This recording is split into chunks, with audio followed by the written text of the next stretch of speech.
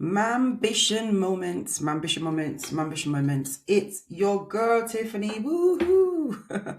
Yes, I'm working on being sane or pretending to be sane, but it's really failing me at the moment. But yeah, thank you for putting up with me. I love it. I love that I can be myself on this podcast because who else am I going to be, right? So, as you guys know, last week I spoke about three low cost items that has changed my parenting journey, and that theme stayed with me and is still with me mentally. So, this episode I wanted to talk about what my children revealed about money, spending, and what actually makes us happy. Now, let's not pretend raising children is expensive. Like, I'm not gonna.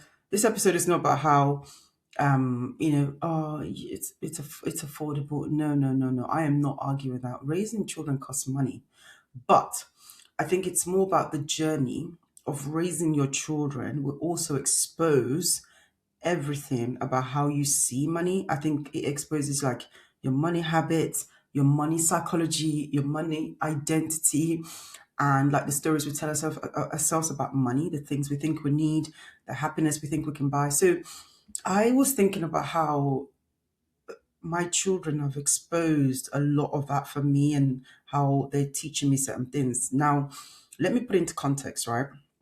I was saying a few weeks ago that I went to my daughter's nursery for a stay and play session. And I observed my daughter just play with like homemade dough that the nursery had made. And she played with that for 4 hours straight. 4 hours. Like not other toys, nothing, just played with his dough and just, touched it, played and made it into different things, baked it in, created a cafe, baked some cakes with it, just touching it, playing. And I realized just how much my daughter, I think she appreciates like sensory things. And I just felt called out because I always had this idea that they needed all the, like certain toys, learning toys. And don't get me wrong, they do need toys. But in that moment, I realized just how much joy my daughter got from such a simple thing like flour and dough and water and salt and oil being mixed together. And I thought, wow, like she's very happy right now. And this thing, hardly costs anything to make. Another context I want to share is Christmas. Like, I will not lie, the grandparents, we have amazing grandparents and they love buying toys. And I'm so grateful for that because it allows me to get away with not buying as much toys. So at Christmas, the grandparents, they do spoil the kids, which is amazing. I think that's their version of showing love to them. And they come over with like, I don't know, 20, quite easily 20 toys each. I know it's insane, but that's for them, they want to do it, fair enough. And then the kids open the toys, and it's just the way my children fly within the toys. I don't just open it, play with it for a little bit, and just like cast it to the side. And I just feel like it's, and oftentimes that toys just goes unplayed with for such a long time. And it makes me realize that as much as they want to give them that experience, it doesn't necessarily mean the kids are happier getting those toys. And the box, my kids who often are so infatuated by the box the toy comes in. They look at it, they play with it, they toss it around, and it makes me, again, just another experience that has caused me to kind of look at, is it the buying of the toy? Am I able to buy happiness by buying them that toy? Because in that moment, the box is the adventure. So yeah, I think all these experiences really got me thinking about how our money mindset is exposed by parenting. And the number one conclusion that I've now reached is that it's about how we see money. I think how we see money would influence like the choices we make on our parenting journey. For some of us, we felt deprived. I mean, I definitely felt deprived as a child. Like, there is no two ways about that. When we were growing up in Nigeria, we were very well to do family. Then our finances changed. My mom wasn't very well for a long time, so my dad, spent a lot on her hospital costs and everything. So it changed our lifestyle. So when my dad moved to England and we stayed with my grandmother, we got to the point where we were rationing, like literally we were rationing butter. And I know that you can't understand that, to the point that we had to have like a tiny bit of butter each. It was a luxury for us. So having that experience, it makes me think sometimes that, and then, growing up with my dad and not having, I didn't have the designer trainers. I had Adore. Does anyone remember Adore trainers? Oh, I am traumatized. My dad would not buy anyone designer or anything. So growing up, my dad was always very like frugal, always watching his finances, which I understand now. He was raising 5 children solo. Like that's not easy for him. So I think I got to a point where I I appreciate money, and maybe I am more on the careful side. I'm certainly more on the frugal side. But what I'm trying to say is, for me now going into being a mum, I sometimes it's trying to strike the balance of, because you were deprived of things, you don't want your children to be deprived. So I think that's something I'm always mindful of. We don't want them to feel deprived, so we want to show them love by buying them things, and that's understandable. I really think I don't judge anyone, because I just think we're all trying to like deal with as a parent, we're trying to balance our own, the child in us versus the adult who now has a child in their lives. And that's not easy to do. But for me, I think I certainly feel a lot more grounded in the idea that I want my children to live well, and I don't want them to feel like I did as a child sometimes. But at the same time, I want to draw the line somewhere. I want them to have giving them things, but also teaching them that not everything needs to be given to them. But yeah, I definitely think that experience of being a parent, the journey will expose a lot about how you see money, and it's interesting. I think it's interesting, and it's one that sometimes we just have to observe in ourselves. And again, doesn't mean we shouldn't buy our kids toys or buy them great things or give them the joy that if your kids genuinely get joy from having a toy or having toys, buy it for them, because they are only kids once. You will blink and they won't play anymore like they used to. So I definitely think toys play an important part in children's life, especially when they're little, because soon they'd be conscious, very conscious people with logical thoughts. You don't want to play with toys. So I do know that it's for a chapter and it's for a season, but I definitely think it's we still have to think about how we're trying to play that happiness game or spending game and trying to make them happy with money. Now, my second conclusion is that money is a tool, and it's supposed to it's supposed to be a tool to use to do more of what we love and what we value. And I think that in itself, it takes a while to arrive there, because I definitely think to arrive at that point where you know what you want to use your money for takes a lot of inner work and self work. And I can't sit on here and preach that I've got it all locked down, but I like to think I'm in a good place with that as well, just because, again, I don't know, I'm talking from a perspective of someone who, I don't have any, like, I never had any like financial help from my dad, if that makes sense. I've always had to be independent. I've always had to, make my own money. I've always had to look after myself. So very early on, I knew no one was coming to save me. So I had to be very smart with money, because there was no emergency, anything. There was nothing to fall on. So when you don't have that, I think you quickly become disciplined. You quickly sort of get straight, because you just know like no one's coming to like pull me out of any financial holes that I fall into. So I think because of that's almost a curse has also been a blessing in my life, because I've just always been like, again, just grounded, like so I think because of that, I spent a lot of like like I've been working since I was 16. Yes, when I was 16, I had a job in curries. Yes, I blew my money. Yes, I used to buy dumb crap. And yes, I look back and think, oh, all that money you wasted. But I think very quickly, a few years after that, I really got serious. And since I would say my early 20s, I've been a bit more smart and conscious about what I'm buying. And I think I quickly realized that I can't use money to like impress other people. I try to strike the balance within, is this something that I really, really want? And yes, when I was in my 20s and worked a corporate job and did really well, I did buy a few designer bags. I'm not going to lie and sit here and say, no, I don't buy bags. No, I bought a Chanel bag. I bought a couple of Louis Vuitton bags. I've bought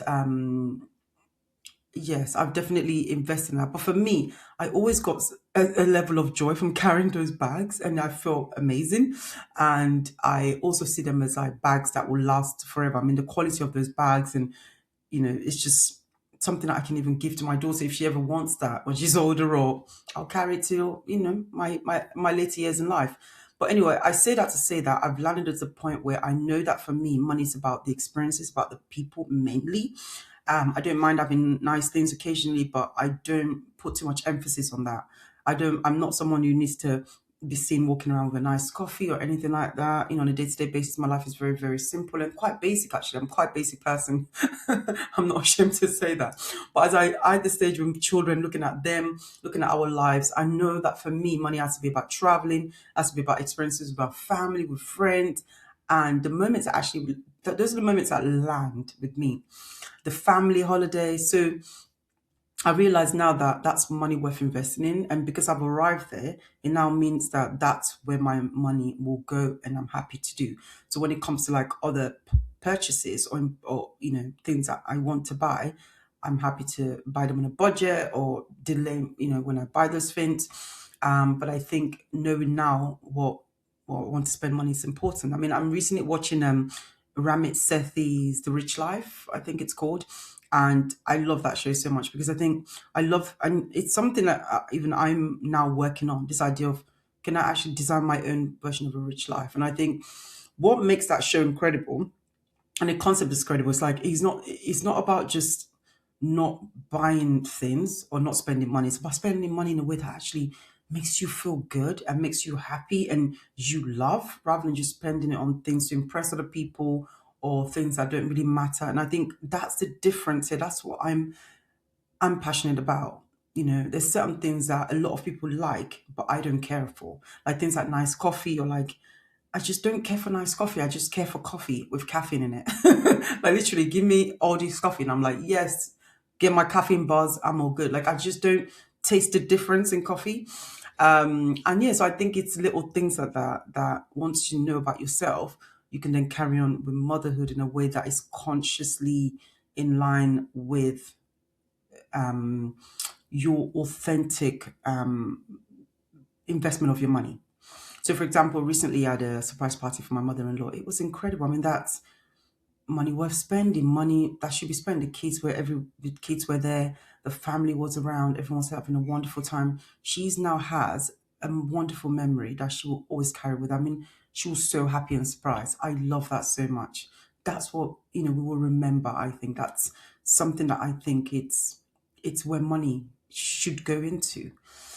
And also I think about my son, yes, I'm talking about homemade dough and the simple things, but my son is 5. He has over 60 trains. He has like 60 trains. He had, I don't know, hundreds of tracks. You have boxes of trains and tracks, but he plays with them every single day. And to me, I look at it and I think that is a good spending of money because he gets so much joy from it. But some other toys that are not within his interest and he hardly touches. I just think maybe those are things we've bought to feel good, to make them feel like they're getting a present. And I think that's the difference. That's the difference between spending because you feel you should and spending because it matters and it actually it gets you the right sort of the hit that you need. Like for example, I know with my kids going to doing trips with them to London. I mean, London Transport Museum. We're there for like 6, 7 hours. Like it's crazy. We do a whole shift there, but they love it so much. So for me, it's like I won't even think twice about reaching out to buy a yearly pass or I don't know any museums like that. Like when it comes to traveling with them, we'll go to. I took my son to Brussels. I think about a year ago. I won't even think twice about it. I just buy the trip, get on the Eurostar because it's my son loves trains and it's like I would do anything to give him more of that like excitement and joy. Taking them to Italy last year, like they just love being on an aeroplane. I think they love being in open different places. seeing different cultures. Like, that's what I want to give my children. Like, I want to travel with them. I think that's my version of a rich life. But yeah, I say all that to say I've arrived here. And again, it's just getting to a point where you realize how you're spending and actually what makes you happy. And I think if you're spending all your money on what makes you happy and doesn't make sense to someone down the road, like, that's fine. And I think that's what I think it's all about. And I think my children, and they haven't just taught me, because I had an idea about this idea of money and happiness, but they confirm it to me. And I'm so glad that I get to learn that from just observing them. And the box will always beat the toy, the party will always beat the present, and the things that they're really passionate and they get a lot from. It's always worth every penny. So yeah, just I say that to say money is not the villain. Money is not a bad thing. I think sometimes that gets a bad rap. Like, oh, why do you want money? Why do you want to make money? Make some money, gotta pay those bills, you know what I'm saying? But it's more about like unconscious spending and pressured spending to do things to impress other people, or do things that doesn't matter to you, but you just want to do it, I don't know, to play the status game, or you think will make you happy, or you think will make your children happy. But I think once you arrive at the point of knowing that this will make you happy, it may seem silly and it will make your children happy, go for it. So yeah, guys, it's been real. I get excited because, it's my forte. But yeah, thank you for listening. Thank you for joining the conversation. Remember to like, share, comment. Come and see us on LinkedIn. I live on LinkedIn. Come and be friends with us. Come and join the Mambition community. And also, if you are listening, I was actually going to do, and you want to be a guest on Mambition because you feel like you want to share your motherhood experience, come and message us, reach out. Let's see what or someone who might be a great guest for us, and you think the audience will get a lot from. Come and tell us about them. We just want to, bring a diversity of experiences and journeys and perspectives to motherhood, and I think a lot of people are getting value from it. So yeah, it's definitely something we want to explore. Thank you so much for listening. You guys are the absolute best. Yes. See you on the next one.